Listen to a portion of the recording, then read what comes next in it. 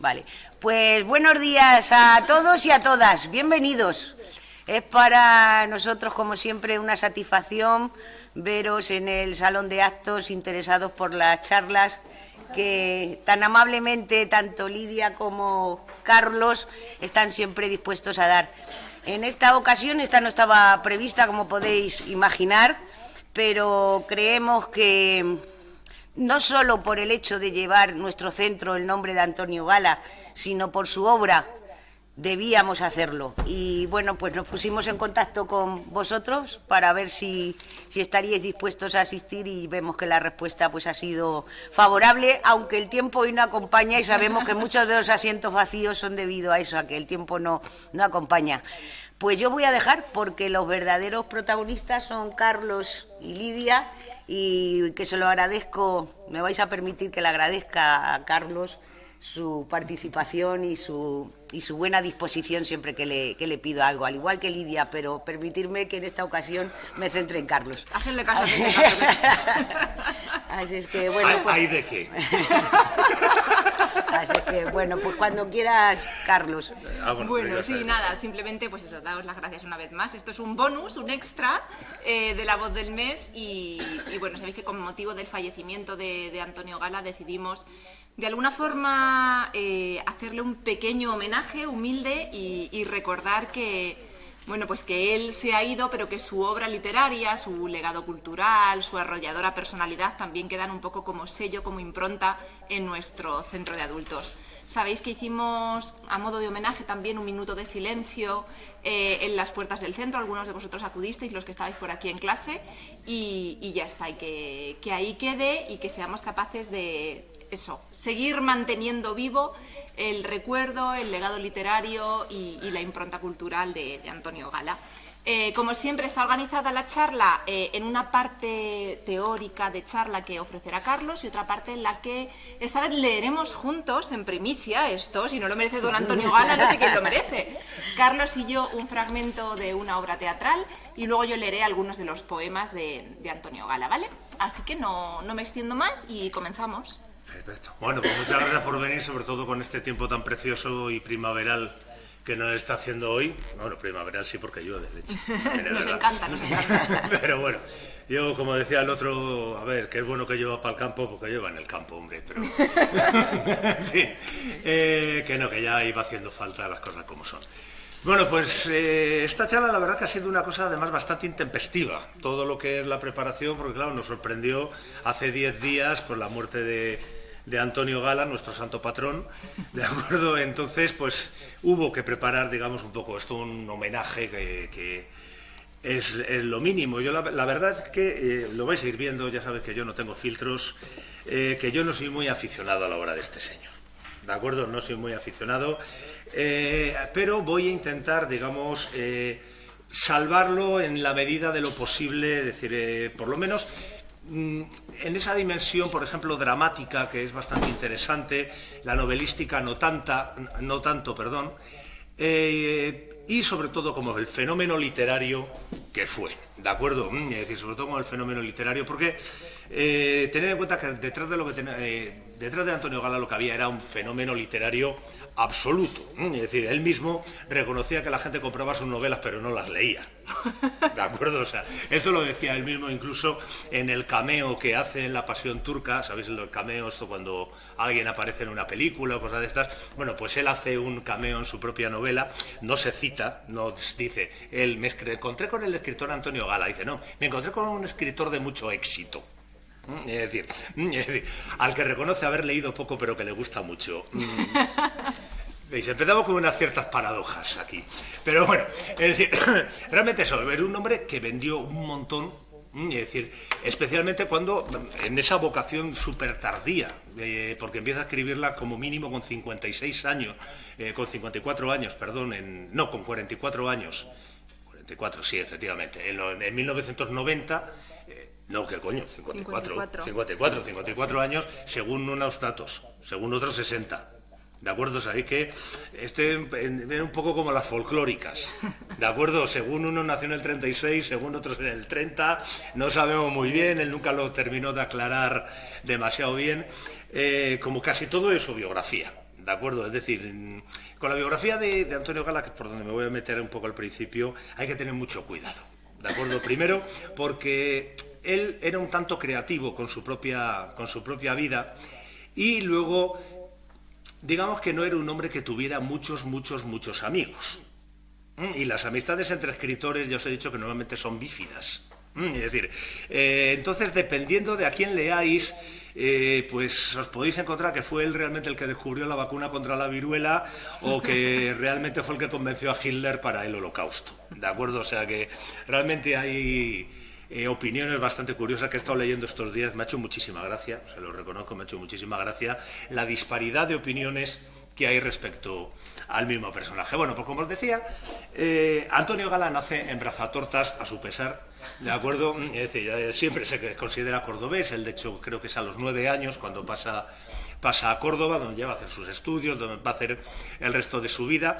Yo recuerdo que ahí me contaron, yo no llegué a verla, pero a mí me contaron cuando yo vine aquí que en Brazatortas, en la casa natal de Antonio Gala, había una placa que decía: en esta casa nació en 1936 el insigne escritor cordobés Antonio Gala, ¿de acuerdo?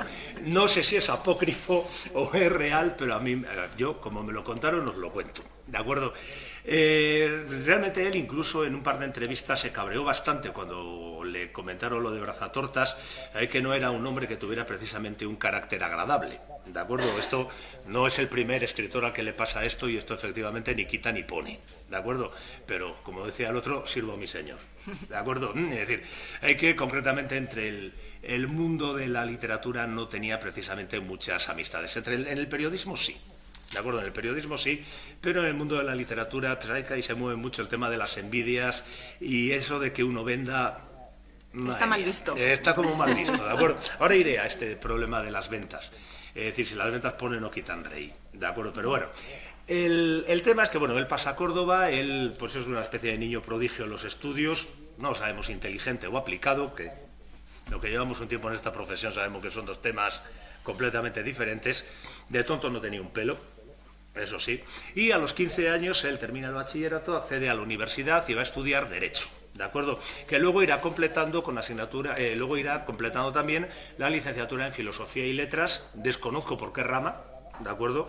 Y Ciencias Políticas, si no recuerdo mal, ¿de acuerdo?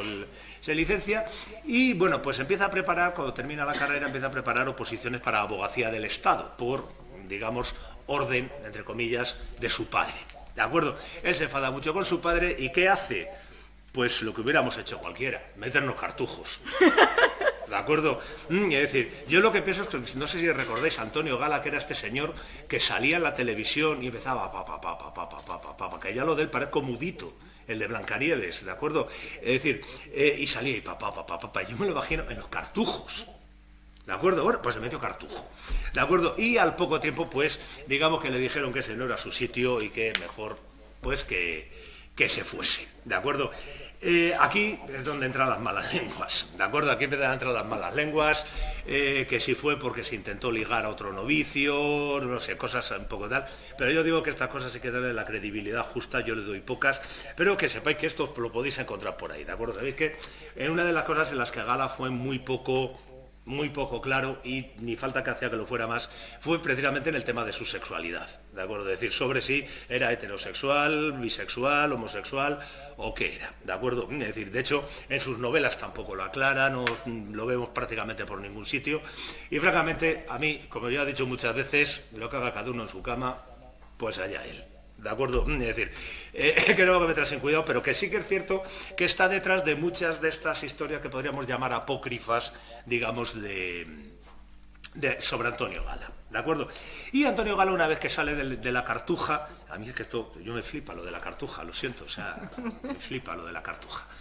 Una vez que sale de la Cartuja, ¿qué es lo que hace? Pues va a empezar a dedicarse a la literatura. Él va a pasar por muchos trabajos, ¿de acuerdo? Entre otros, camarero, repartidor de pan y una serie de cosas, ¿de acuerdo? Que son cosas de las que nos cuesta imaginarnos. Sí, imagínate. ¿De acuerdo? De punta en blanco, repartiendo. Yo me imagino con el fular repartiendo pan, ¿no?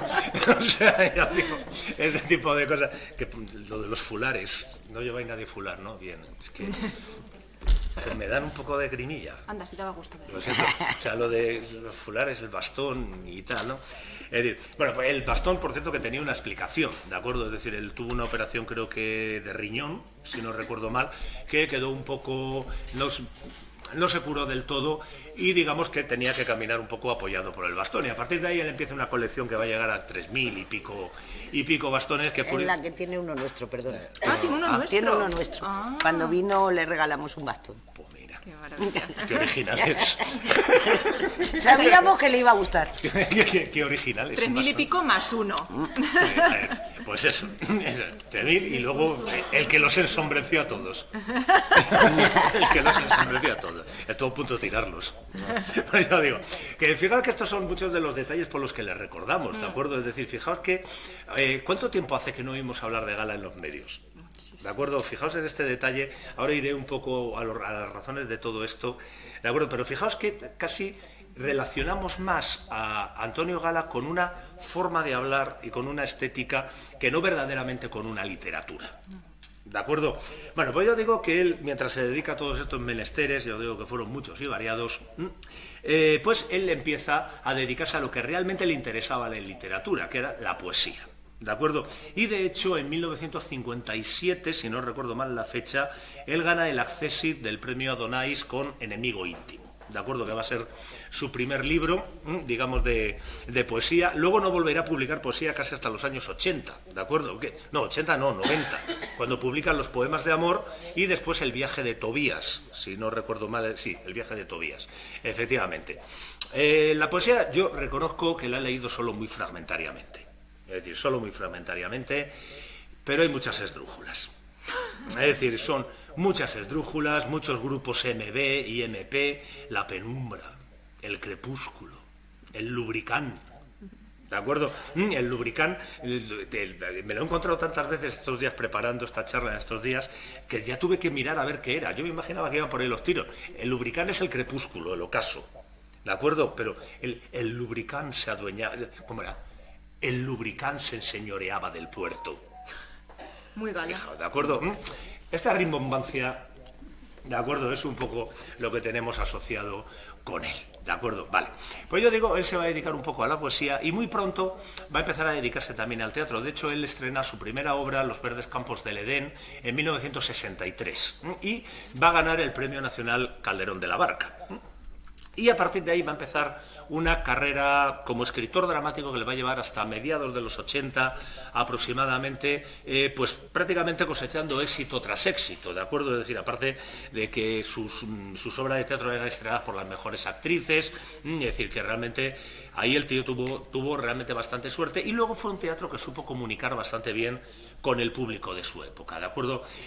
Tenemos títulos como Los buenos días perdidos, una obra realmente, quizá de las más interesantes hoy en día cuando releemos el teatro de Gala, por supuesto Anillos para una dama, lo que pasa es que ese ya nos supone irnos casi a 1976, si no recuerdo mal, y sobre todo para gusto no hay nada, sobre gusto no hay nada escrito, Petra Regalada, ¿de acuerdo? Petra Regalada, una obra bastante curiosa y que es un poco el compendio de lo que sería el teatro más o menos de Antonio Gala, una obra bastante curiosa de un pueblo donde tienen una prostituta que está como es una especie como de diosa en el pueblo, que la sacan de procesión de vez en cuando, una cosa bastante curiosa, yo digo, porque todo transcurre en el prostíbulo, al que llega un vagabundo que no sabemos muy bien quién es, luego vemos que es un agitador político y donde se juntan el cacique, el alcalde y el notario.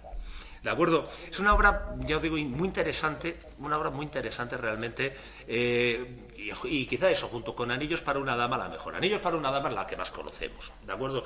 Y Anillos para una dama es un poco la que resume un poco toda la trayectoria literaria de Gala, al menos hasta 1990. En 1990 vamos a ver que es auténticamente una raya en el suelo, ¿de acuerdo? ¿De qué nos habla Anillos para una dama? Pues nos habla de doña Jimena, una vez muerto el Cid Campeador, que se quiere casar con Minaya. Y se quiere casar enamorada. Y el rey Alfonso dice que de eso nada bonita. Que de eso nada monada, porque el Cid es un mito y al Cid no se le puede tocar. Es decir, que bueno, que si tú quieres, tú ten los amantes que te dé la gana, pero no te me cases y menos enamorada. ¿De acuerdo? Llega a decirle que es una razón de Estado y este tipo de cosas. Y es un poco esa historia de la gran mujer detrás del gran hombre. ¿De acuerdo? Aquí realmente es el gran hombre que impide que la mujer pueda funcionar, ¿de acuerdo? Tened en cuenta que las obras de Gala siempre nos encontramos con estos personajes femeninos no siempre fuertes, ¿de acuerdo? Esta idea que tenemos de que son personajes a lo Lorca, a lo salvaje, no es tan cierta, ¿de acuerdo? Sí que es cierto, hay algunos, Jimena, Petra Regalada, etcétera, que son verdaderamente unos personajacos, ¿de acuerdo? Pero luego otros son bastante planos, ¿de acuerdo? Son personajes bastante planos. La buena, sobre todo la buena tontita, la prostituta de buen corazón, ¿de acuerdo? Muchos de ellos son auténticamente tópicos literarios, un poco ahí metidos, a veces casi hasta con calzador. La criada sabia, es decir, ahí, ya os digo, es un poco en ocasiones cansino en ese aspecto, pero yo digo, son obras que son muy interesantes. ¿Por qué? Porque en ellas, a pesar de que él siempre se consideró heredero de Lorca, yo no le veo tan lorquiano como valle-inclanesco, ¿de acuerdo? Es decir, es un teatro que toma mucho del teatro de Valle-Inclán, especialmente del Esperpento, y sobre todo de otro autor contemporáneo a él, al que le copió bastante más de lo que le gustaría reconocer probablemente, que es Francisco Nieva, de aquí de Valdepeñas. ¿De acuerdo, Francisco? ¿Veis? Entre manchegos anda la cosa. Entre manchegos anda la cosa. Pues yo digo, pues un teatro sí, con unas situaciones que rozan casi lo surrealista, ¿de acuerdo? Por ejemplo, Los verdes campos del Edén va de un vagabundo que vuelve al pueblo donde nació para vivir en el panteón de su abuelo. ¿De acuerdo? En el panteón del cementerio, y luego les desaloja la autoridad. ¿De qué hablan estas obras? Pues normalmente del enfrentamiento del individuo con la autoridad, es decir, la autoridad como algo castrador, es decir, respecto al individuo, contra lo que intenta rebelarse. ¿Qué sucede? Que habitualmente pierde. El individuo habitualmente pierde en este... iba a decir pesimista. No es pesimista, es que él es escéptico. ¿De acuerdo? Es decir, Gala, si eres una cosa que tiene, sobre todo en su teatro, es este escepticismo. No cree para nada en el ser humano, ni cree en la posibilidad de redención, ni en la posibilidad de la salvación, ¿no? Él está convencido de que tenemos un destino, ese destino se va a cumplir, y quizá lo único que puede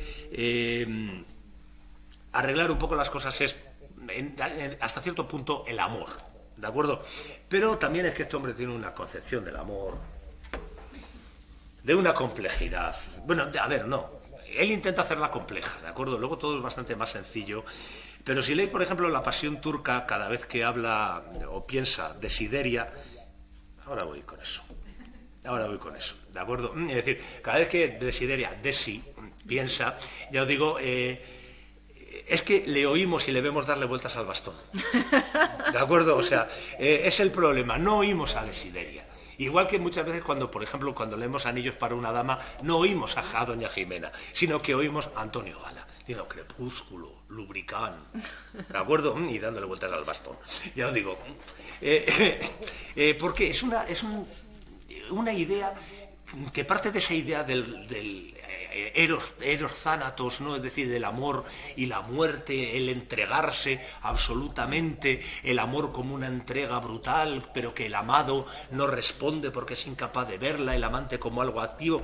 Llega el tío a unas lucubraciones que son absolutamente disparatadas. A mí me recuerdan mucho a las lucubraciones de Juan Ramón Jiménez sobre la poesía, ¿no? Esto de la poesía es un dios, pero que atraviesa al poeta y el poeta se convierte en un dios. Pues aquí es un poco lo mismo, ¿de acuerdo? ¿Dónde más mejor lo vemos esto? Pues concretamente en su narrativa, sobre todo, efectivamente, en La Pasión Turca, ¿de acuerdo? La Pasión Turca, el libro que si habéis visto la película, pues es casi mejor que el libro, ¿eh? ¿Qué quieren que lo diga? Y fijaos la película, ¿de acuerdo? Es decir, realmente es una cosa un poco llamativa lo de este hombre. Pero yo digo, su teatro hoy en día todavía tiene cosas que decir, no todo. Pero sí que hay algunas obras, por ejemplo, ahí me llamó mucho la atención Los buenos días perdidos, una obra muy curiosa, y sobre todo Petra Regalada. Yo recuerdo que el teatro de Lorca lo leí allá a principios de los 90, porque cuando yo tenía grupo de teatro y buscábamos repertorio. Entonces, pues sí, nos tapillábamos las obras de Lorca. Creo que alguna vez llegué al segundo acto. en alguna de ellas. Normalmente tienen dos, o sea que quiero decir que es la mitad. Normalmente son obras, sí, pensadas, no están pensadas con la estructura habitual, digamos, de primero, segundo, tercer acto, 5 actos, no. Están pensadas, por ejemplo, en 2 partes bastante extensas, en las que además hace un uso muy inteligente de lo que son los recursos escénicos, sobre todo la iluminación. Es decir, por ejemplo, el personaje puede estar en ese lado del escenario hablando con unos, pero de repente tiene que cambiar para hablar con el otro, entonces se va alejando y cuando se encuentran cambia la iluminación y ha cambiado la escena. ¿De acuerdo? Hace un uso realmente muy inteligente de todos estos recursos escénicos. Además, una cosa que a mí personalmente me gusta mucho, los escenarios poco abigarrados de cosas. Es decir, no suele pedir unos decorados demasiado complejos y demás, lo que pasa es que luego los directores hacían lo que les daba la gana. ¿De acuerdo? Pero igual que pasa con Lorca. Pero bueno, ya os digo que la cuestión es que el teatro, si os digo, algunas obras merecen la pena. Es decir, merece la pena echarle un vistazo. Yo digo, sobre todo eso, por esas situaciones vallinclanescas del hombre enfrentado con el poder que normalmente gana siempre, ¿de acuerdo? Gana siempre. Pero yo digo, a mí me ha sorprendido, yo digo, porque la segunda lectura ha sido bastante más grata que la primera que hice de él. Porque en los años 90 estuve por hacer una pira a los Goebbels con la obra de teatro de Lorca, lo reconozco. De gala. Eso, de gala, perdón. Estuve por hacer una pira a los Goebbels, o sea, pegarle fuego y bailar desnudo alrededor de la hoguera y estas cosas. ¿De acuerdo? Pero bueno, yo digo, ¿qué sucede en 1990? Pues en 1990 Gala entra en el campo de la narrativa, ¿de acuerdo? Y entra... Me cuesta decir esto, pero voy a decirlo por la puerta grande, ¿de acuerdo? ¿Por qué? Porque entra ganando el Planeta.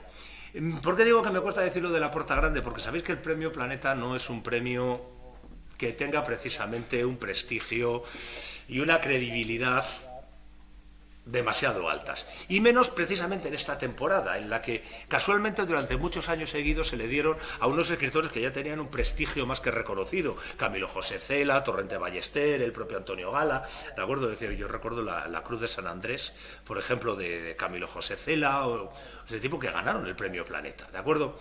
Entonces, lo del premio Planeta, teniendo en cuenta que él además era un hombre que en esa época, en esos años 80, en los que prácticamente desde 1983, 84 había abandonado el teatro, ¿a qué se había dedicado? Pues se había dedicado al periodismo, ¿de acuerdo? Digamos al periodismo de opinión, no al periodismo de reportero de guerra. No.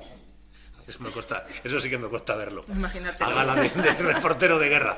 Pero bueno, es decir, periodismo de opinión, ya sabéis, las famosas charlas con Troilo y demás que todos leíamos en los años 80.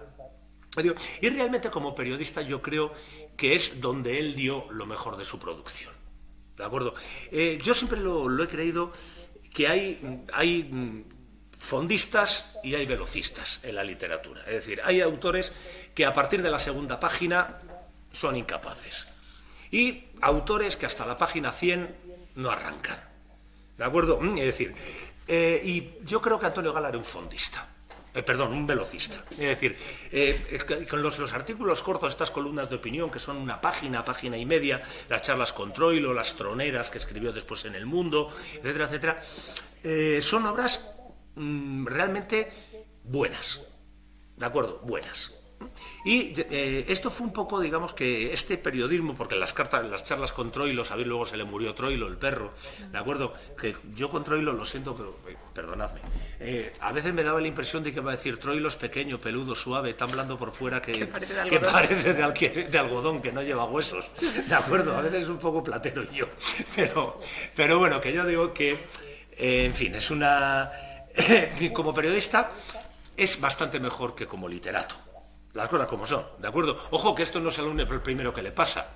Ahí está Mariano José de Larra, ¿de acuerdo? Es decir, Mariano José de Larra, sus artículos son magníficos. Eso sí, no os acerquéis a sus obras de teatro, a esa cosa que se titula El doncel de don Enrique el Doliente, Dios mío, y ya no digamos a su poesía, ¿de acuerdo? Es decir, que cuidado que el hecho de decir que probablemente su mejor prosa, su prosa periodística, no es para nada malo, ¿de acuerdo? En absoluto. Ya os digo... Y yo digo, en 1990, aprovechando esto y aprovechando también que, no sé si recordáis los años 80, que salía hasta en La Sopa, ¿De acuerdo? O sea, poníais la primera, Antonio Gala, poníais la segunda, Antonio Gala. Dice, pero ¿cómo puedes traer las dos cosas? No, es que estos han diferido. ¿De acuerdo? Es decir, estaba continuamente en todos los programas. Programas de tarde, Antonio Gala. Programa por la mañana, Antonio Gala. Programa sobre cine, Antonio Gala. Programa sobre cocina, Antonio Gala. Es decir, estaba Antonio Gala continuamente en la televisión, ¿de acuerdo? Y esto colaboró mucho en la formación de este fenómeno editorial que aparecería en los años 90. ¿Qué sucedía? Cuando nosotros veíamos a Antonio Gala decíamos, joder, qué bien habla este tío. Porque la verdad es que el tío tenía un piquito que ¿para qué? ¿De acuerdo? No debería llamarse Antonio Gala, sino Antonio Crisóstomo. ¿De acuerdo? O sea, el tío tenía un piquito que daba auténtico gusto oírle. Y entonces, ¿qué sucedía? Porque la gente decía, joder, pues si este tío habla así, improvisando, ahora voy a ello, improvisando, imagínate escribiendo que lo tiene que pensar. ¿De acuerdo? ¿Qué pasaba? Que si os dais cuenta, en las charlas, yo he podido ver alguna entrevista antigua de televisión de Antonio Gala, él acababa llevando siempre la conversación para donde él quería. Se ve que las llevaba ya preparadas de casa, ¿de acuerdo? Oye, que vamos a hablar de la guerra de Ucrania. O sea, hay guerra en Ucrania porque no hay amor. Y el amor es esa pasión que nos lleva unos a otros. ¿De acuerdo? Es decir, rápidamente cogía el tío y te llevaba la conversación hacia donde él le interesaba y entonces, claro, nos daba la impresión siempre de esa improvisación maravillosísima, ¿no? Y de ahí vino que al escribir novela, porque claro, el teatro no se vende, claro. ¿De acuerdo? El teatro no se vende, aparte leer teatro es uno de los mayores absurdos que se pueden hacer, a no ser que os dediquéis por a lo que me dedico yo, a ser profesor de literatura, entonces sí, ¿de acuerdo? El teatro sin una representación carece de sentido. Poesía había escrito realmente muy poco hasta la época, había escrito un libro en el 57 que ya sería prácticamente, estaría descatalogadísimo, ¿de acuerdo? Entonces, ¿qué sucede? Que la poesía hubiese sido complicado, el teatro a la gente no le gusta leerlo, y aparece catapum, la novela. La novela la leemos todos, es el género, digamos, más cómodo de leer, ¿de acuerdo? ¿Por qué? Porque no nos causa demasiado problema, siempre que sea, digamos, una novela, entre comillas, convencional, exposición, nudo, desenlace, etcétera, ¿de acuerdo? Siempre que sea una novela más o menos convencional, sus partes de diálogo, sus partes de descripción, que esté más o menos equilibrado, lo llevamos muy bien. Que hay gente que se ha leído hasta Los Pilares de la Tierra, oiga usted, ¿de acuerdo? Y yo sé de gente que se ha leído la trilogía entera de las 50 sombras de Grey, mire usted, que eso sí que tiene mérito. ¿De acuerdo? Es decir, que fijaos que incluso estos tochos nos los podemos leer, digamos, hasta con una cierta facilidad. Entonces, ¿qué sucede? Tenemos a un hombre al que le estamos viendo en televisión continuamente, que decimos, ¡jo, qué piquito tiene este tío! Que escribe en el periódico unos artículos que son muy buenos, las cosas como son. Y encima viene respaldado ni más ni menos que por el Premio Planeta. Que el Premio Planeta, no nos engañemos, aunque digamos a niveles críticos carezca del menor prestigio, es decir, a nivel del público, decir, que es el Premio Planeta, ¿de acuerdo? Y se venden, lo sabéis, se venden como los churros, ¿de acuerdo? Yo creo que tengo todavía, incluso por casa, algún Premio Planeta, que me regaló alguien, sí, siempre hay algún canalla, ¿de acuerdo? Es decir, sabéis que, bueno, el Premio Planeta, pues bueno, normalmente es el final de la trayectoria de un autor, es decir, eso que lo sepáis, es decir, como te lo den empezando, muchacho, Hasta que ha llegado. hasta que ha llegado, como te lo den ya en tu esplendor, pues muchacho, hasta que ha llegado, ¿de acuerdo? Es un poco, estaba pensando, hay otro que le pasa, otro premio que le pasa lo mismo, no recuerdo ahora mismo, bueno, ya se me... Si viene y si no viene, pues no pasa nada. ¿De acuerdo? Pero sí, cuando te lo da... Ah, bueno, coño, Eurovisión. ¿De acuerdo? Es decir, Eurovisión, como estés empezando, se acabó tu carrera. Como ya seas alguien, se acabó. Fijaos en ese detalle, ¿de acuerdo? Eurovisión y el Primer Planeta en ese aspecto se parecen mucho. Mucho. Bueno, salvo por la cuantía económica. Pero bueno, o sea, la cantidad económica del planeta. El planeta es tremenda, ¿no? Es tremendo. No sé cuánto es. No sé cuánto es. O sea, no lo sé. Mucho, es mucho, pero mucho. Es una cosa escandalosa. O sea, es algo... Creo que está como 3 o 4 veces el premio Nobel. Sí, el premio Nobel que tampoco tiene tanto. Yo digo, es una barbaridad. No sé exactamente cuánto es, pero es mucho dinero. Mucha pasta. Yo digo, en fin. Pero bueno, luego para unas novelas que suelen ser bastante lamentables. ¿De acuerdo? Bastante lamentables el 90%. Pero bueno, No voy a entrar por ahí, que yo con Planeta no quiero, luego esto lo cuelgo en internet y mañana tengo los abogados en casa. ¿De acuerdo? Yo con la editorial Planeta no quiero jaleos, que son muy poderosos.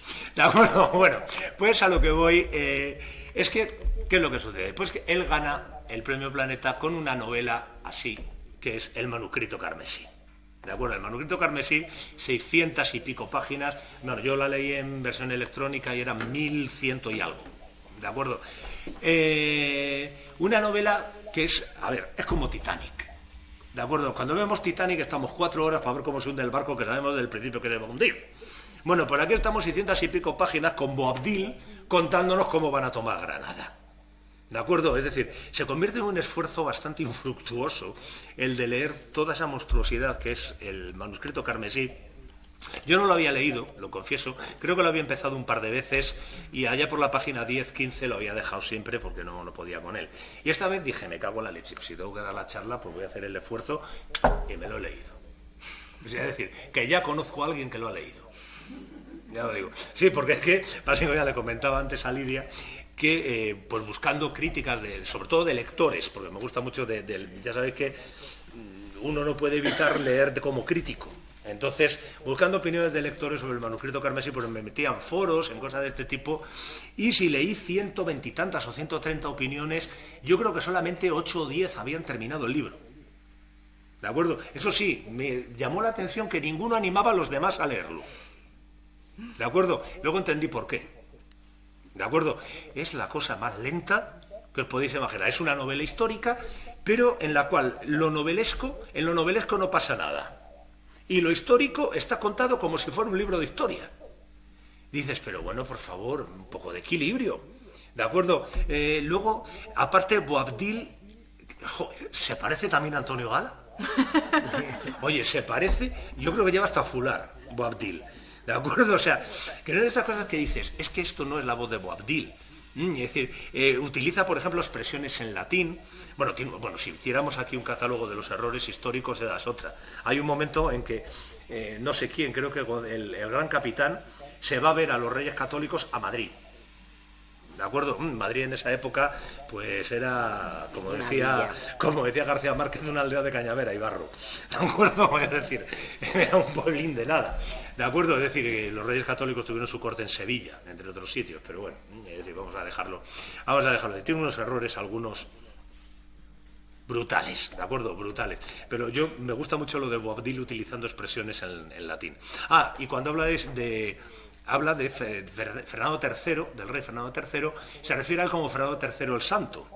Interesante cuestión porque Fernando III fue canonizado en 1671. Ya. Ahí lo dejo. Es decir, que quedaban como 200 años. No sé, son detalles que parece que no, pero cuando si estás leyendo una novelita normal, dices, vale, pero cuando es una novela histórica, dices, coño, atienda la historia, muchacho. ¿De acuerdo? Es decir, pero bueno, que es una novela realmente muy pesada, muy pesada. Creo que en las 5 primeras páginas utiliza todos los verbos derivados de colores. Está amaneciendo y amarillea, verdea, azulea, blanquea y no sé qué más. Alguno más, ¿eh? O sea, alguno más. Los utiliza todos. Yo digo, menos mal que está amaneciendo y no haciéndose de noche, porque si no, negrearía. ¿De acuerdo? Es decir, ya estás pensando, como se ponga algo aquí de color rosa palo, pues rosa paleará. ¿De acuerdo? O blanco roteará. Ya lo digo, en fin. Ya lo digo, con un lenguaje muchas veces muy rimbombante, un ritmo extremadamente lento, todas las reflexiones, algunas muy interesantes, ¿de acuerdo? Es decir, algunas reflexiones muy interesantes, por ejemplo, sobre el tema de la tolerancia religiosa o sobre, digamos, la vida privada de los políticos, en su caso de los reyes. Tiene algunas reflexiones interesantes, ¿de acuerdo? Otras, en cambio, cuando se pone a defender lo andaluz, madre mía, ¿de acuerdo? Decía, madre mía, o sea, hay que tener ahí bastante cuidado. Pero bueno, yo digo que fue una novela que se vendió como los churros, que insisto, yo, por lo que he visto, escasamente un 8% lo han terminado. ¿De acuerdo? Y de verdad, no merece la pena. ¿De acuerdo? No merece la pena. Y luego, digamos, el gran pepinazo lo metió con otra cosa ya bastante más limitada en cuanto a espacio, que es La Pasión Turca. ¿de acuerdo? La Pasión turca, que es, sin duda alguna, su gran éxito editorial. Es decir, esta se vendió auténticamente como los churros y es una de las novelas más sencillas o facilonas que he leído en mi vida. Cogemos a una señora de Huesca, ciudad de provincia San de la Saiga, ¿de acuerdo? La llamamos Desideria, es decir, el plural de deseo, ¿de acuerdo? Y nos la llevamos a Estambul, ¿de acuerdo? A ver, si es que esta media novela hecha ya solo con la disculpa, ¿de acuerdo? Es decir, la famosa Desi. ¿De acuerdo? Una novela, pues bueno, en la cual, digamos, él suelta ahí toda la vena erótica y demás, toda ella, prácticamente toda la novela, sí, todas las relaciones que se ven son heterosexuales, sí, es decir, porque, por ejemplo, en el manuscrito carmesí ahí tenemos relaciones heterosexuales, homosexuales, igual que luego va a pasar en la regla de 3, es decir, es algo ya bastante habitual. Y una novela en la que la protagonista escribe unos cuadernos en los cuales está continuamente reflexionando sobre el amante y el amante y el amado que ama al amante y el amado que se hace amar por el amante, pero el amante ama y es voraz porque el amado no responde, que llega un momento que es como lo de la razón de la sinrazón que a mi razón se hace. Yo digo que acaba uno loco de decir, ¿qué demonios está diciendo aquí ya? ¿De acuerdo? Es decir, esta novela fue la que le valió que un grupo que más o menos le había respetado hasta cierto punto, que era el grupo de las feministas, le retirasen ya para siempre la palabra. ¿De acuerdo? Es decir, digamos que siempre hemos pensado en Gala como un autor feminista en cuanto a esa defensa de la mujer, etcétera, etcétera. No. ¿De acuerdo? No, en absoluto. Es decir, es una visión de la mujer. ¿Recordáis? Creo que era en la charla sobre Corín Tellado, es decir, creo que era la charla de Corín Tellado que os decía que la mujer tenía dos opciones tradicionalmente, que era ser o la Virgen María o Lilith, ¿de acuerdo? Es decir, o virgen o puta, ¿de acuerdo? Pues la mujer solamente la plantea desde esta perspectiva. ¿De acuerdo? La mujer es un ser espiritual, es decir, las mujeres no tienen carne y hueso. ¿De acuerdo? Y esta entrega que ella hace, digamos, primero a su marido, Ramiro, creo que se llamaba, como luego a Yamam, el único, que fijaos que suena como para decirlo a Antonio Gala, Yamam. ¿De acuerdo? Suena como para que lo diga él, Yamam. ¿De acuerdo? Es decir, pues yo digo, esta entrega, dices, a ver, porque cualquiera con dos dedos de frente lo va leyendo y dices, la Desideria es tonta. O sea, Desideria es tonta, o debería tomarse la medicación, ¿de acuerdo? Porque es que es una entrega tan sumamente gratuita, tan a lo salvaje, mientras está recibiendo palos por todos los lados, que dice, muchacha, espabila. Encima cuando tiene a todo el mundo diciéndole, espabila, pero no, es que como soy amante, mi amor me lleva hacia el amado, y el amado que no me ama hace que yo sea amante y lo... Es decir, otra vez el rollo, ¿de acuerdo? Yo digo, es una novela que pasó al cine con Vicente Aranda, dirigida por Vicente Aranda, interpretada por Ana Belén. Salieron todos a palos, ¿de acuerdo? Es decir, a Antonio Gala no le gustó el final, Ana Belén acabó de Antonio Gala hasta aquí, Antonio Gala acabó de Ana Belén y de Vicente Aranda hasta aquí. Fue una cosa que acabaron todos, yo digo, 2 por 3 calles, por decirlo de alguna manera. La película fue un éxito comercial, un fracaso absoluto de crítica, es decir, de hecho, a ver, Vicente Aranda, que es autor de algunas de las mejores películas del cine español, como Amantes o Juana la Loca, es decir, ahí hizo una cosa que todavía estamos muchos preguntándonos el por qué, es decir, por qué y para qué. Hizo eso, encima cambiando el final de la novela, ya os digo, es decir, el final de la novela, por ejemplo, es mucho más salvaje, es muy esperable, y ahora voy a decir por qué. Yo digo, es mucho más esperable que el de la película. El de la película queda así muy, muy molón y muy, fíjate, soy una mujer de armas tomar, y nunca mejor dicho, ¿de acuerdo? Es decir, en la novela, ¿qué es lo que suicida? Os voy a hacer, ya sabéis que en estas cosas tenéis siempre el peligro de spoiler, ¿de acuerdo? Al final ella se suicida. A ver, que llevamos viéndolo casi desde la página 30. Que cuando se va para Estambul entra en la farmacia y se coge un palé de somníferos, ¿de acuerdo? O sea, que se coge un palé, o sea, que quiero decir que lo estás viendo desde el principio y dices, sí, ya sé yo para qué quiere esto, ya sé yo para qué lo quiere. Es decir, más que nada porque uno ya ha leído Madame Bovary, ¿de acuerdo? El problema, sí, es que sé por qué la cito, ¿De acuerdo? Sé por qué citó a Madame Bovary, ahora voy a ello. Es decir, ese final del suicidio que es absolutamente previsible.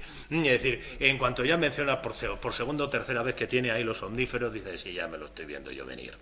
Ya lo digo. Y al final, claro, pues no te sorprende. ¿De acuerdo? No te sorprende para nada. ¿Por qué digo lo de Madame Bovary? Pues porque yo creo que lo que él pretendía, y no le salió ni de coña, era crear una especie de Madame Bovary española. ¿De acuerdo? Es decir, una mujer de provincias, qué casualidad como Emma Bovary, que se casa con un hombre con un cierto éxito laboral, en este caso, bueno, con la excepción de, a diferencia de Charles Bovary, muy guapo, Ramiro, muy guapo, ¿de acuerdo? Pero que es incapaz de satisfacerla, etcétera, etcétera, etcétera, y entonces se echa un amante, ¿de acuerdo? Y, digamos, intenta tomar ese modelo de Madame Bovary, pero no amigos, o sea, no amigos. Desideria, a ver, Madame Bovary es una mujer insatisfecha, es una mujer que lucha contra el mundo porque el mundo no se ajusta a sus expectativas, es una mujer que se enfrenta a su propio sexo, es una mujer que es combativa.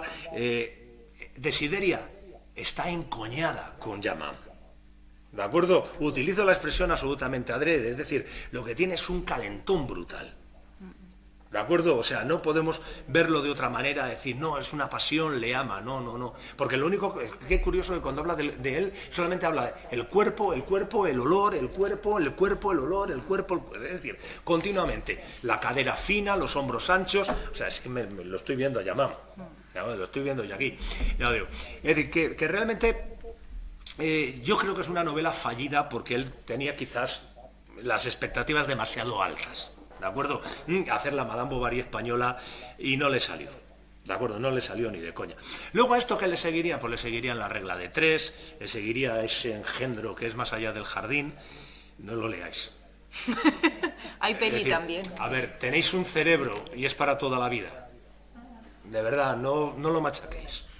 No lo machaquéis, ¿de acuerdo? La regla de 3 todavía tiene un cierto juego metaliterario, el escritor bisexual que llega a una isla y se enamora a la vez de un chico y de una chica y a la vez va metiendo extractos de la novela que está escribiendo. Es decir, es interesante, digamos, en cuanto a ese juego, pero ya ahí el público empezó a decir, a este señor no lo conocemos. ¿Por qué? Porque el amante y el amado, y el amante que ama y es voraz, y el amado que no ama es... Otra vez, más de lo mismo, ¿de acuerdo? Y aquí yo ya le... Pero Palmira, a ver, Más allá del jardín también tiene su aquel. ¿Sí? Yo cuando vi la película me decepcionó y me gusta controlar. Esto lo voy a... Más allá del jardín es la valentía de ir más allá de tu sitio, solo eso. Sí, no, pero si es lo mismo que la pasión turca.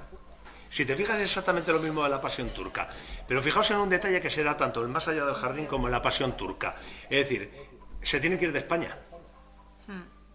Tanto en Más allá del jardín como en la pasión turca a Estambul a follar. En Más allá del jardín a Ruanda de cooperante.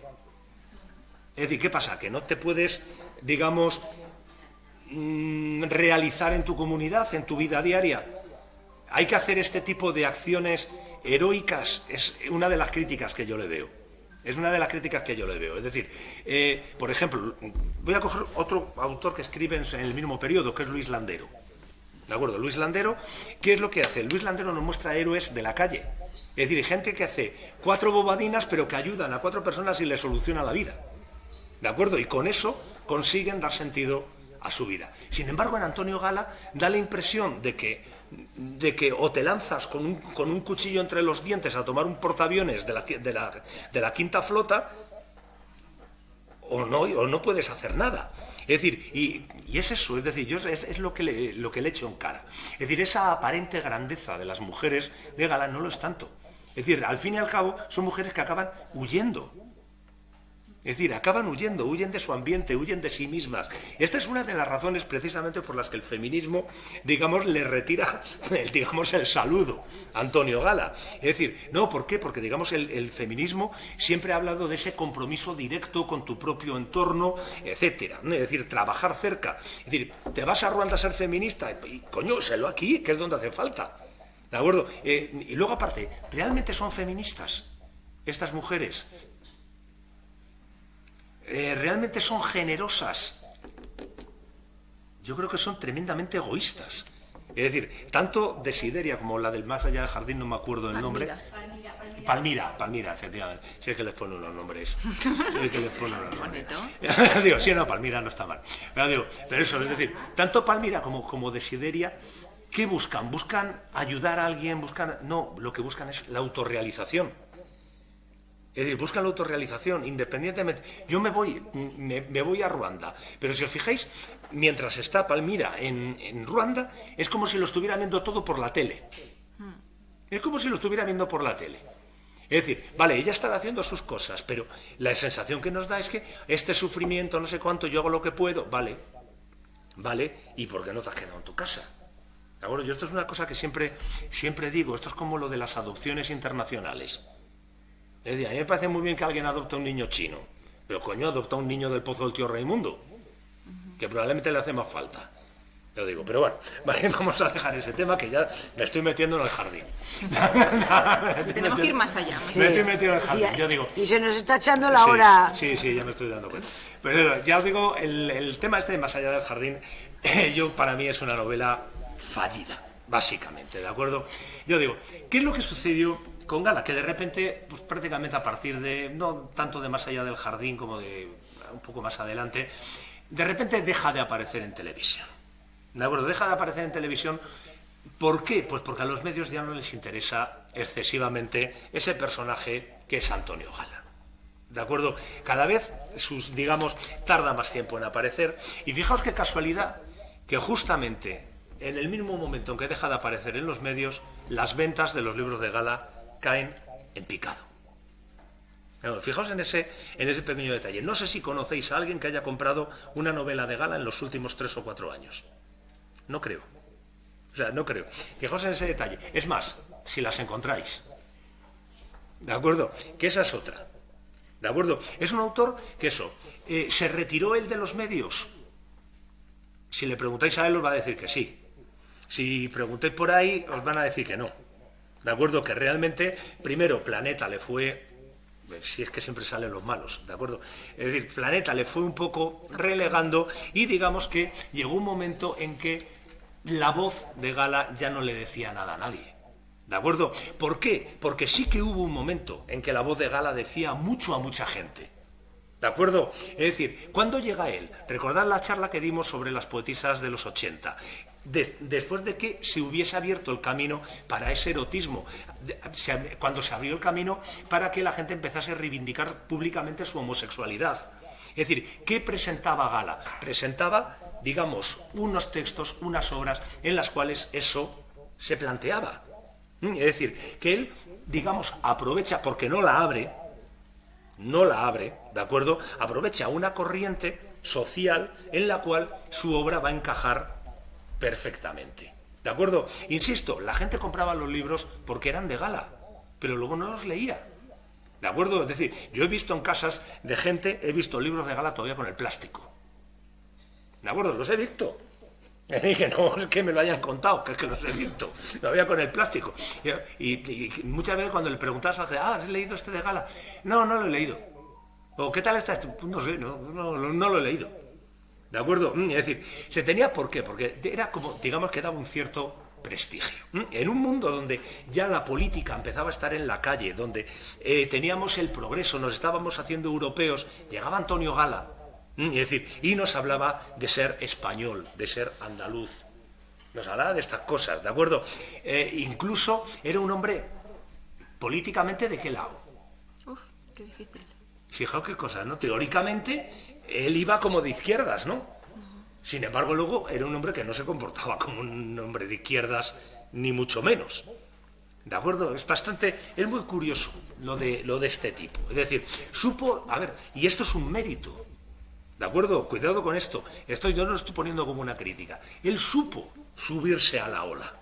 Es decir, llegó la ola, él la vio y supo subirse.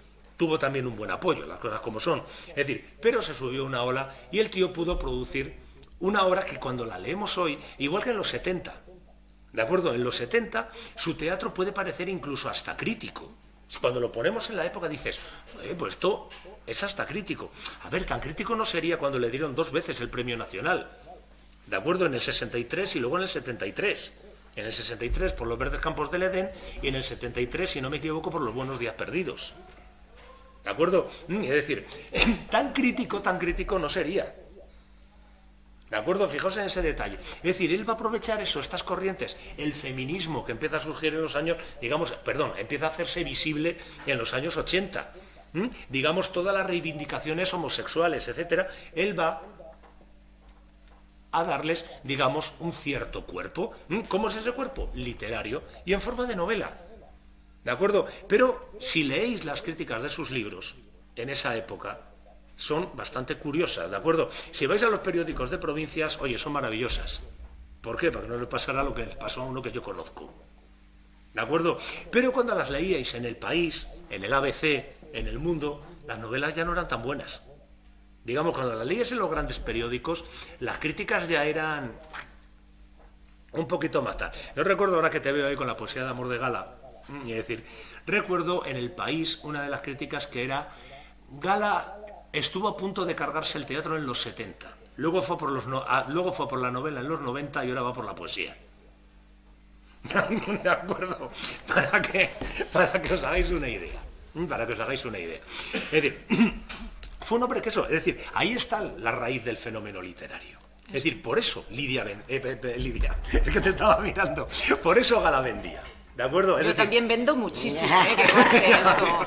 Claro, esa era mi pregunta, Carlos. Es decir, si a nivel crítico, y muchísima gente coincide contigo, es así, ¿qué pasa entre la crítica y el lector si Gala todavía nos encanta como lectores en algunas de las obras? ¿Por qué vende tanto? ¿Y qué pasa, no? ¿Por dónde van las ventas, por un lado? Porque las ventas están ahí. Sí, pero es que esto, vamos a ver, esto es una de las cosas, precisamente vas con lo que quería terminar. Me alegro que me hagas esa pregunta. No estaba esto, pero... Me alegro de que me hagas esa pregunta. Pues, sí, aquí hay un tema que es el tema de la visión del crítico, la visión del lector. Eso es. De acuerdo, es decir, la visión del crítico y la visión del lector no tienen nada que ver. Es decir, ¿para qué lee un lector? Para disfrutar, para sacar una serie de conocimientos, etcétera. ¿Para qué lee un crítico? Para comprender los mecanismos internos. ¿De acuerdo? Es como cuando nosotros vamos a ver el carrillón del Quijote. ¿De acuerdo? Vemos salir ahí, ñiqui, no sé qué, Y decimos, mira, qué bonito, qué feo, qué cursi, qué hortera, qué preciosidad, volveré todas las horas. ¿De acuerdo? Cuando va el relojero, lo mira de otra manera. ¿De acuerdo? Cuando va el relojero, primero, no lo mira desde la plaza, lo mira desde dentro. ¿De acuerdo? Y esto es un poco la visión del crítico. Es decir, ¿cuál es la visión del crítico? Encontrar las significaciones que están escondidas dentro de una obra, los mecanismos que le dan lugar, mientras que al lector todas estas cosas no le interesan. ¿De acuerdo? Yo confieso que estos días he intentado leer a Gala como lector, pero es que no puedo. Tú no sabes. No, ya sabéis que la función creadora...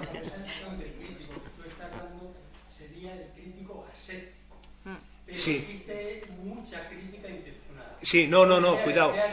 Sí, sí, pero Si le han hecho caso a muchos críticos, muchas obras grandes que están hoy en los grandes museos del mundo, que se darían codazos por eso. No, pero, a ver, cuando hablo de crítica, me refiero a la crítica como disciplina humanística, no me refiero a la crítica como reseñista.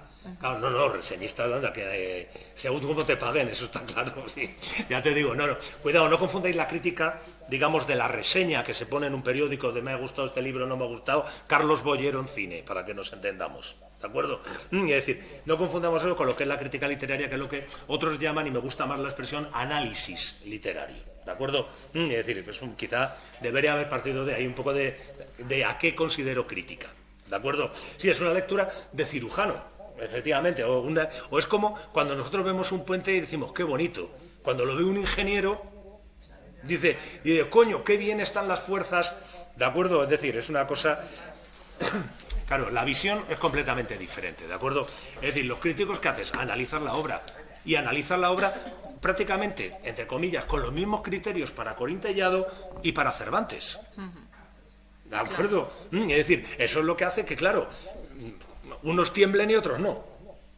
¿De acuerdo? Utilizan los mismos criterios. Nosotros no tenemos unas herramientas distintas. Me imagino que lo cambien de operación a operación. Pero bueno, que el cirujano opera con el mismo bisturí a todo el mundo. ¿De acuerdo? Da igual que sea una operación de hígado o una operación de riñón, en principio. ¿De acuerdo? Ya sé que no es el mismo bisturí, pero bueno, que Sí, nos entendemos lo que el mismo tipo de herramienta. ¿De acuerdo? Y entonces esa es la razón, digamos, de la separación entre crítica y lector. ¿Qué busca el lector? El placer, el divertirse, el pasar un buen rato, el estar entretenido, etcétera. ¿De acuerdo? De ahí que las novelas de Gala, hasta cierto punto, funcionan bien. ¿Por qué? Porque cuando empieza con las reflexiones internas, yo francamente no sé hasta qué punto el lector puede disfrutar con eso. ¿De acuerdo? Pues, pero a ver los hilos. a ver los hilos, que sí, sí. Pero a ver, que insisto, que la novela con el peor malo, peor malo quiero decir en cuanto a mal escrito, jamás escrita en Los pilares de la tierra. Es decir, y hay gente que piensa que Los pilares de la tierra es, vamos, lo que hay que poner siempre encima de Otelo. ¿De acuerdo? Porque Otelo es un moro celoso. Este que Follett. ¿De acuerdo? Es decir, tener en cuenta eso. Es decir, lo que busca un lector estándar y lo que busca un lector crítico es muy distinto. ¿De acuerdo? ¿Qué es lo que sucede? ¿Por qué el número de ventas? El número de ventas se produce porque estamos en una época, que son los años 80, en las que la cultura vendía. ¿De acuerdo? Veníamos de los 80, por eso se vendieron tanto los libros de Gala, que hoy en día, insisto, ya no se venden tanto, ni mucho menos. Insisto, es hasta difícil encontrarlos. ¿De acuerdo? ¿Y qué es lo que sucede? Mucha gente ha achacado eso, digamos, la reacción negativa de la crítica. Es que, claro, como vende, los críticos se quieren hacer los listos para estar por encima del público. No tiene nada que ver. ¿De acuerdo? Un libro puede no venderse en absoluto y ser una mierda. Y un libro se puede vender como los churros y ser magnífico. Estoy pensando, La conjura de los necios. Bueno, La conjura de los necios es un libro que es probablemente una de las mejores novelas de la segunda mitad del siglo XX, absolutamente impresionante. Bueno, pues yo no sé si tengo la 23ª edición. ¿De acuerdo? Y la compré en los 90, ¿eh? Es decir, salió El nombre de la rosa. Es un gran libro y se vendió como los churros. Vale, que este también está como los de Gala. Ahora están los de Gala, El nombre de la rosa y la Biblia de los Paules. Entonces ya sabéis que en todas las casas. ¿De acuerdo? Es decir, que no es una cuestión de ventas. Ni las ventas hacen que el libro sea mejor, ni hacen que sea peor. ¿De acuerdo? Sencillamente el libro se vende o no se vende. ¿De acuerdo? Y los críticos es eso. Es decir, ¿qué haces? Analizas el libro.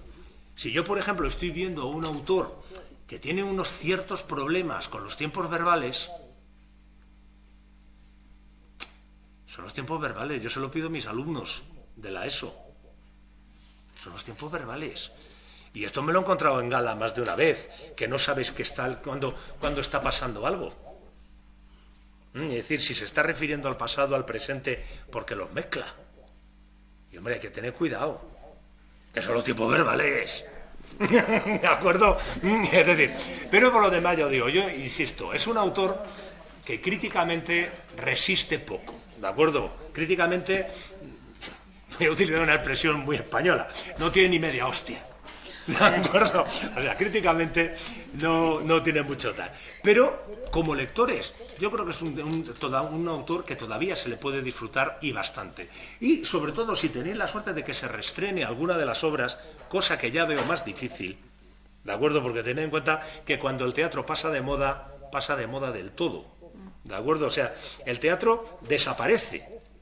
Es decir, y es el problema que probablemente nos vaya a costar bastante volver a ver Anillos para una dama o este tipo, o Petra regalada en un teatro. Y es una lástima.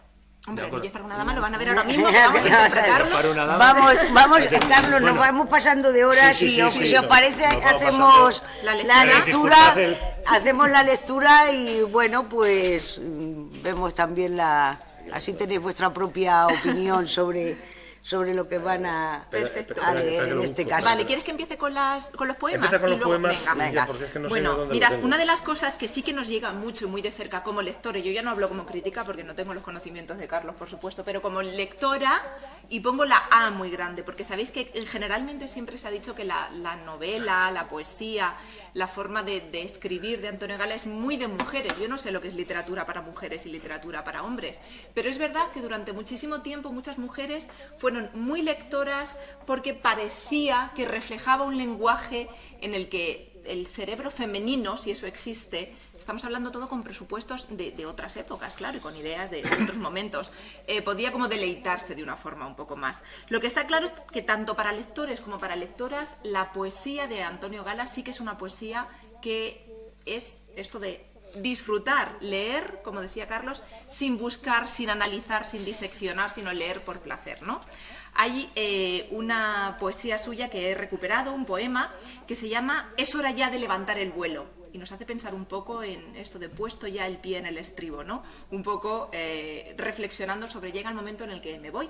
Y decía esto: es hora ya de levantar el vuelo, corazón, dócil ave migratoria. Se ha terminado tu presente historia y otra escribe sus trazos por el cielo. No hay tiempo de sentir el desconsuelo. Sigue la vida, urgente y transitoria. Muda la meta de tu trayectoria y rasga del mañana el hondo velo. Si el sentimiento, más desobediente, se niega al natural imperativo, álzate tú, versátil y valiente. Tu oficio es cotidiano y decisivo. Mientras alumbre el sol, serás ardiente. Mientras dure la vida, estarás vivo. En una de las citas más famosas, en una de sus entrevistas, él decía que quería que en su epitafio, en su tumba, pusiesen algo así como murió vivo, ¿no? Pues un poco como esta forma de disfrutar y de explorar y explotar los sentimientos hasta el final, ¿no? Hablando de esta idea del amor, de un amor como que te aprisiona, que te encadena, también había escrito este poema Antonio Gala, se llama Condena. A trabajos forzados me condena mi corazón del que te di la llave. No quiero yo tormento que se acabe y de acero reclamo mi cadena. Ni concibe mi mente mayor pena que la libertad sin beso que la trabe, ni castigo concibe menos grave que una celda de amor contigo llena. No creo en más infierno que tu ausencia, paraíso sin ti yo lo rechazo, que ningún juez declare mi inocencia, porque en este proceso a largo plazo buscaré solamente la sentencia a cadena perpetua de tu abrazo.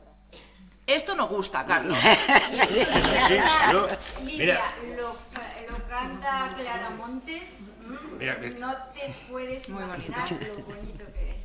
A trabajos forzados me condena. A veces no se pone tan profundo, sino que habla un poco de la relación sentimental del día a día y de las cosas que nos callamos y que a lo mejor tendríamos que haber dicho. Y esto es de lo que reflexiona en el poema Nadie mojaba el aire.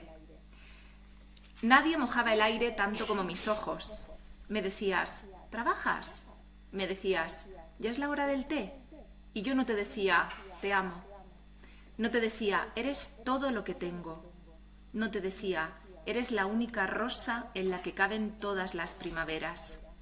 Me decías, adiós, hasta mañana. O me decías, ¿necesitas algo? Y yo no te decía, me estoy muriendo de amor, me estoy muriendo. Nadie mojaba el aire como yo. Un poco una reflexión de el día a día. Dilo, ¿no? Otras veces era este Antonio Gala totalmente arrebatado, esta entrega carnal absoluta al amor. Por ejemplo, en Arrebátame amor, águila esquiva. Arrebátame amor, águila esquiva, mátame a desgarrón y a dentellada, que tengo ya la queja amordazada y entre tus garras la intención cautiva. No finjas más, no ocultes la excesiva hambre de mí que te arde en la mirada. No gires más la faz desmemoriada y muerde de una vez la carne viva. Batir tu vuelo siento impenetrable, en retirada siempre y al acecho, tu sed eterna y ágil desafío. Pues que eres al olvido invulnerable, vulnérame ya, amor, deshazme el pecho y anida en él, demonio y ángel mío. Esto es muy de Gala, ¿no? Y también es muy suyo el aún eres mío porque no te tuve. Aún eres mío porque no te tuve. ¿Cuánto tardan sin ti las olas en pasar? Cuando el amor comienza, hay un momento en que Dios se sorprende de haber urdido algo tan hermoso. Entonces se inaugura entre el fulgor y el júbilo el mundo nuevamente, y pedir lo imposible no es pedir demasiado. Fue a la vera del mar, a medianoche. Supe que estaba Dios y que la arena, y tú, y el mar, y yo y la luna éramos Dios, y lo adoré. ¿No es bonito?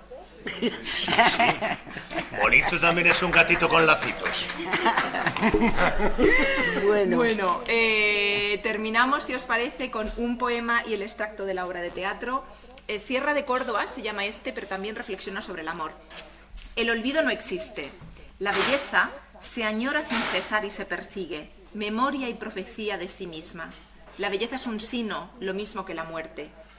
Teníamos 11 años y la palabra abril significaba igual para los dos. Puede el amante dejar de amar, pero, ay, amará siempre el tiempo en el que amó, cuando al amanecer cabía el mundo entero dentro de una mirada, cuando el amanecer rompió al cantar lo que no se sentía con fuerza de decir. Y esto yo creo que es un poco Gala, amar no al amante, sino al tiempo en que se amaron. Y hablando de un amor especial, vamos a ver este que reivindica Jimena, ¿verdad, Carlos? Ante el rey Alfonso, cuando ella le dice, mira, que me he enamorado, que me voy a casar por amor, y él, como nos decía Carlos, le dice, tú eres la viuda del Cid y eso no puede volver a casarse por amor, ¿no? Como la viuda de un mito. Ahí está, es decir, lo que tiene que tener es un poco eso, dónde queda encajado, ¿no? Es decir, ha muerto ya el Cid, lo han enterrado, de hecho la obra empieza con el funeral y ella se toma un café, no es broma, con Minaya, lo cual es digamos, esa digamos, cacocronía, podríamos llamarlo, digamos, que mete en la página 744. Sí, estamos en la misma. Vale. Venga. Es decir, se toma un café con Minaya y dice, joder, es que tú y yo nos teníamos que haber querido. Es decir, y entonces cuando habla ya con el rey le dice, yo lo que quiero es casarme con Minaya. Y el rey es cuando le dice que una leche. Y luego, pues bueno, van negociando y ya van cediendo, que es un poco donde entro yo, que soy el rey. Alfonso VI de León. ¿De acuerdo? Ya, don Carlos de León, mejor. Vale, muy bien. Si tienes reparos religiosos puedes casarte. El obispo Jerónimo puede casaros. Hay matrimonios que se guardan secretos por ciertas circunstancias. Pero, ¿qué es lo que crees? ¿Que tengo ganas de hombre? Pobre Alfonso.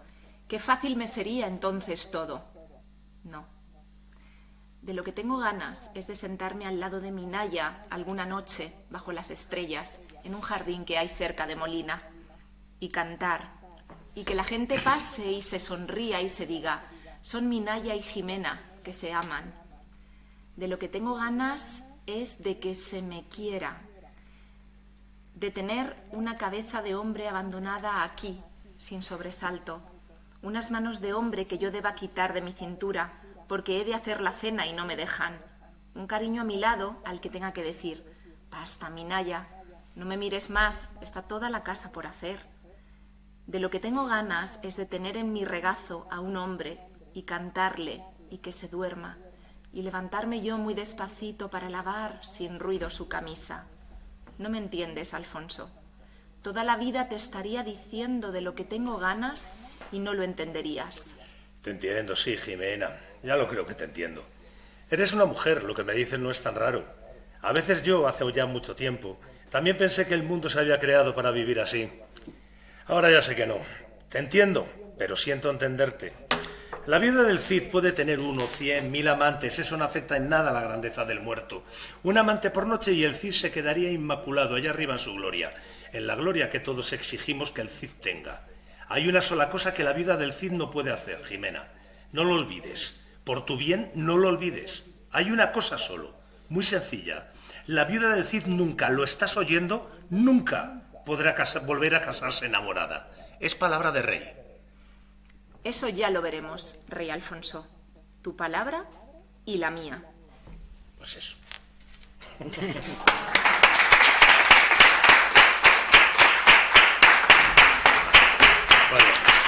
chicos. Bueno, pues nada.